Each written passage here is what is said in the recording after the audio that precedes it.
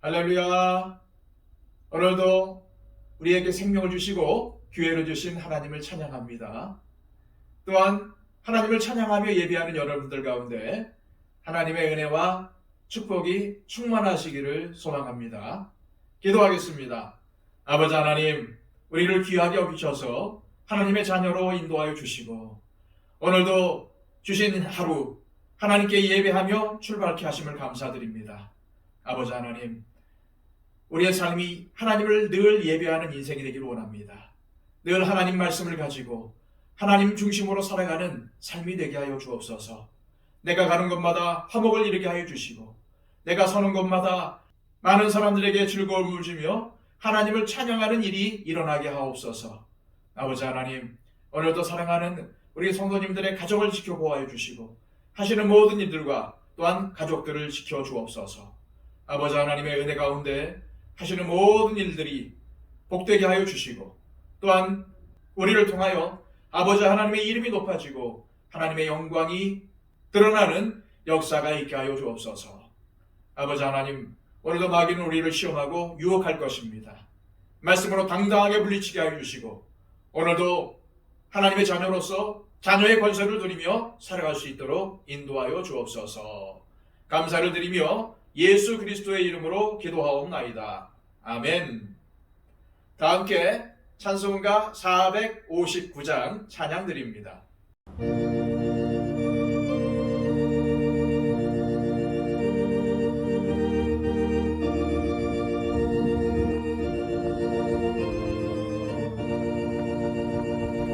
누가 주를 따라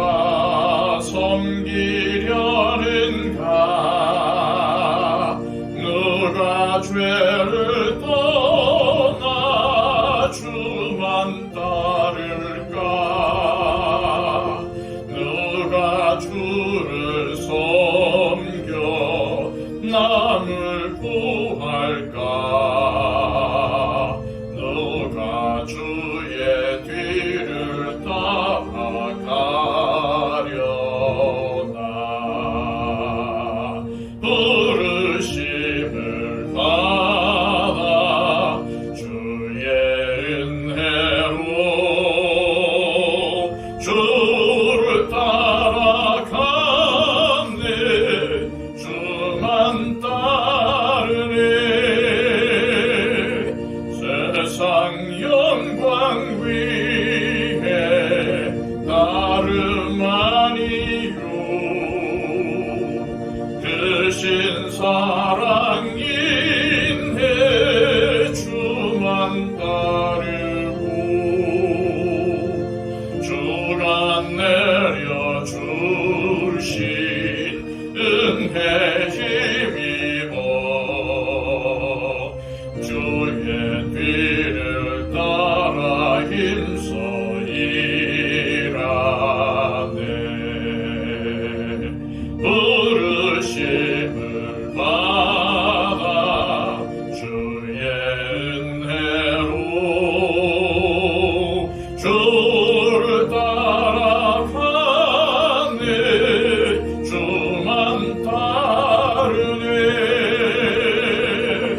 환난 핍박 많고 원수 강하나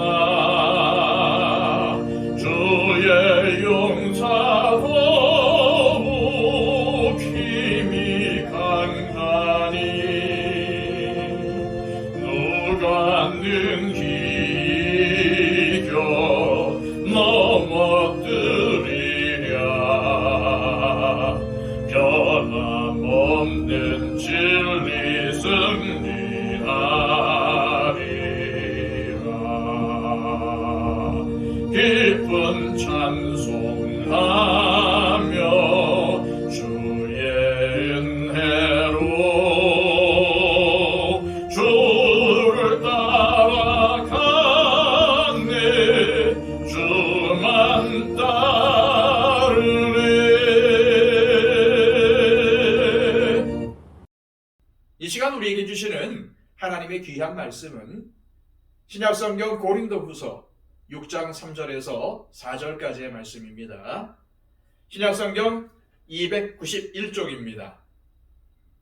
우리가 이 직분이 비방을 받지 않게 하려고 무엇에든지 아무에게도 거리끼지 않게 하고 오직 모든 일에 하나님의 일꾼으로 자천하여 많이 견디는 것과 환난과 궁핍과 고난과 아멘. 바울은 복음을 전파하면서 위험천만한 일들을 수없이 겪었습니다. 돌에 맞아 죽을 뻔하고 매를 맞고 감옥에 갇히기도 하고 그를 대적하는 군중들에게 둘러싸여서 큰 곤혹을 치르기도 했습니다. 미쳤다는 소리도 듣고 타고 가던 배가 난파되는 일도 겪었습니다. 그런데도 계속 예수 그리스도의 복음을 전파한 것은 이것이 하나님께서 자기에게 맡겨주신 영광스러운 직분이라고 믿었기 때문이었습니다. 그래서 그는 사도의 직분을 감당하는 데 장애가 되지 않도록 신경을 많이 썼습니다. 3절 말씀입니다. 우리가 이 직분이 비방을 받지 않게 하려고 무엇에든지 아무에게도 거리끼지 않게 하고, 이처럼 바울은 자신에게 주어진 직분과 그의 삶이 별개가 아니라는 것을 잘 알았던 것입니다. 한 교회가 주님의 교회로 세워지는 과정이 항상 평탄한 것만은 아닙니다. 때로는 어려운 문제가 닥치기도 하지요. 교회가 아무런 문제가 없다고 해서 좋은 것도 아니고 문제가 있다고 해서 꼭 나쁜 것만은 아닙니다. 중요한 것은 문제가 생겼을 때 그것을 잘 이겨내고 오히려 그것을 계기로 삼아서 교회가 더 영적으로 성숙해지고 소중한 복음의 열매를 맺을 수도 있습니다. 하지만 교회에 문제가 생겼을 때 정말 해결이 쉽지 않은 때가 있습니다. 그 중에 하나가 바로 목회자가 성도들에게 신뢰를 잃은 경우입니다. 이렇게 되면 목회자가 아무리 말씀을 전하고 가르쳐도 성도들에게 그 말씀이 와닿지 않게 됩니다. 목회자는 하나님의 말씀을 전하는 일만 잘하면 되고 성도는 목회자를 보지 말고 전하는 말씀을 믿음으로 받으면 된다고 하지만 아무리 바른 말씀을 전해도 설교자에 대한 신뢰가 약하거나 사라지면 성도들의 마음이 닫혀있는 상태이기에 목회자가 전하고 가르치는 말씀을 거부하게 되는 것이죠. 이러한 상황은 목회자가 부족해서 스스로 만든 것일 수도 있지만 오해에서 비롯되거나 오히려 목회자가 목회를 바르게 하기 때문에 자신의 기득권이 흔들릴까봐 위기의식을 느낀 교인들이 만든 상황일 수도 있습니다. 참 안타까운 일이긴 하지만 교회도 사람들이 모인 공동체다 보니 이러한 세속적인 모습이 나타나기도 합니다. 바울은 지금 이러한 상황을 염두에 두고 이야기를 하는 것입니다. 바울은 자신에 대해 오해하거나 부정적인 편견을 가지고 있는 일부 교인들의 신앙생활에 자신이 걸림돌이 되지 않기 위해 조심하고 절제했습니다. 사실 이 걸림돌은 있지도 않은 것이었습니다. 바울은 이미 앞에서 밝힌 것처럼 정말 하나님을 두려워하는 마음으로 직분을 감당했고 그가 이 직분을 잘 감당하기 위해 흠이 될 만한 일을 하지 않으려고 부단히 힘썼기 때문입니다. 그는 세상적인 이득을 보려고 사역한 것이 아니었습니다. 하나님의 일꾼으로서 하나님의 영광을 위해서 지금까지 달려온 것입니다. 하지만 아무리 걸림돌이 될 만한 것이 없다 해도 성도들에게 신뢰를 받지 못하면 성도들의 신앙생활에 악영향을 미칠 수 있다는 것을 알았기 때문에 그는 자신이 지금까지 살면서 어떻게 사역했는지 밝히고자 했던 것입니다. 바울은 자신이 전하는 말씀과 자신의 삶이 결코 분리될 수 없다는 것을 너무나도 잘 알았습니다. 그래서 그는 자신의 사역이 다른 사람들에게 비난을 받지 않고 어느 누구에게도 흠이 될 만한 일을 하지 않으려고 부단히 노력했다고 했습니다. 그래서 바울은 이어서 이렇게 말씀합니다. 4절입니다. 오직 모든 일에 하나님의 일꾼으로 자천하여. 즉 바울은 자신이 하나님의 일꾼인 것을 스스로 추천한다는 뜻입니다. 그렇다면 어떻게 바울이 자기 자신을 신뢰할 만한 사람이라고 스스로 추천할 수 있을까요? 바울은 이미 고린도후서 3장에서 이렇게 전한 일이 있습니다. 우리가 다시 자천하기를 시작하겠느냐? 우리가 어찌 어떠한 사람처럼 추천서를 너희에게 붙이거나 혹은 너희에게 받거나 할 필요가 있느냐? 바울은 다른 사람들에게 굳이 자신에 대해 추천서를 받을 필요가 없다고 못을 박았습니다. 그 이유는 이미 고린도 교인들이야말로 자신이 참된 사도임을 증명해주는 추천장이라고 보았기 때문입니다. 그래서 굳이 바울은 종이에 기록된 추천장을 내밀 필요가 없었던 것이죠. 하지만 여기서는 무엇을 근거로 자신은 신뢰해도 되는 사람이라는 것을 스스로 추천하려고 한 것일까요? 바울은 이제까지 하나님의 일꾼으로서 자신이 어떻게 살아왔는지를 밝힘으로 그가 정말 하나님 앞에서 참된 일꾼이며 믿을 만한 사람이라는 것을 증명하려고 한 것입니다. 즉, 그가 하나님의 일꾼으로서 하나님과 교회를 섬겼던 삶 자체가 그를 증명해주는 추천서였던 것입니다. 바울은 이처럼 고린도후서 3장에서는 고린도 교인들이라는 선교의 열매를 통해서 자신이 참된 사도임을 증명하려고 했다면 오늘 본문에서는 자신이 하나님의 일꾼으로서 여러 환난과 고난과 궁핍을 겪으면서 섬겼다는 사실을 밝힘으로 자신이 참된 사도라는 사실을 증명하려고 했습니다. 그래야만 일부 성도들에게 남아있는 바울로 인한 걸림돌을 제거하고 바울이 전하는 메시지를 긍정적으로 받아들여서 그들의 신앙이 잘 성장할 수 있을 것이기 때문입니다.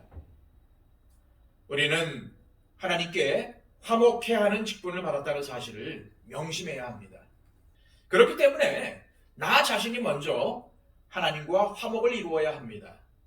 즉 하나님과 우리 사이를 갈라놓았던 죄의 문제를 해결하시고자 십자가에 달려 죽으시고 부활하신 예수님 안에 계속 머물면서 하나님과 화목하고 있어야 합니다.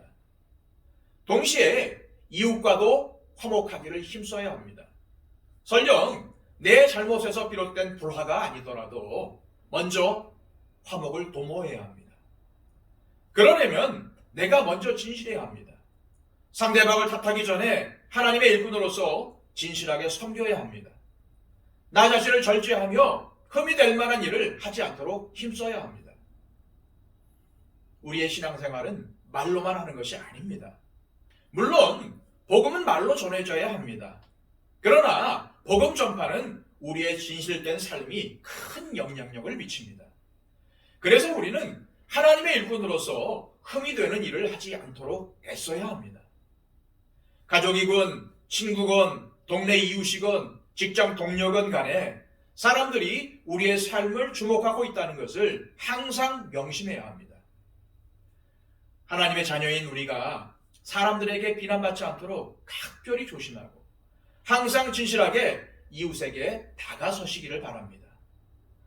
하나님은 완전한 분이시지만 인간은 너무나도 불완전합니다. 그러다 보니 내가 잘못한 것이 아닌데도 오해를 사고 비난을 받을 수 있습니다. 이렇게 되면 정말 속상하지만 이럴 때는 나쁜 감정에 휘둘리지 말고 더욱 하나님의 도움을 구하면서 오해를 풀도록 노력해야 합니다. 설령 마음대로 잘 되지 않는다고 해도 낙심하지 말고 계속 우리에게 주어진 화목하게 하는 일을 묵묵히 감당해야 합니다. 그러면 언젠가 하나님께서 우리의 진실함을 드러내시고 우리를 축복해 주실 것입니다. 이 시간 기도하실 때 주님, 세상 사람들이 하나님을 믿는 우리의 삶을 주시하고 있다는 것을 알아 모든 일에 항상 말과 행동을 조심하고 절제하게 하옵소서. 추워도 우리의 삶이 주님의 복음을 전파하는 데 걸림돌로 작용하지 않게 하옵소서. 그리고 항상 우리 가족이나 주변에 있는 사람들에게 믿을 만한 사람으로 살아서 하나님께 영광을 돌리고 이웃에게도 선한 영향력을 끼치는 복된 삶을 살게 하옵소서. 그리고 또한 우리 교회가 선한 영향력을 끼치는 교회, 하나님의 영광을 선포하는 교회, 그리고 또한 우리 이웃을 예수 그리스도라는 빛으로 인도하는 교회가 되게 해달라고 기도해 주시기를 바랍니다. 우리 교회 안에 있는 중보가 필요한 지체들을 위해서 기도해 주십시오. 몸이 연약한 가운데 또 질병 가운데 있는 분들 위해서 중보해 주시기를 바랍니다. 우리 박영철 집사님, 이복신 권사님 위해서 기도해 주시고요. 그리고 또한 여러 가지 어려움과 고난 가운데 있는 분들 중보해 주시기를 바랍니다. 그리고 한국교회의 부흥과 성장을 위해서 기도해 주시고요. 온 세계를 다니면서 복음을 전파하는 우리 선교사님들을 위해서 기도해 주시기를 바랍니다. 다 함께 기도하겠습니다.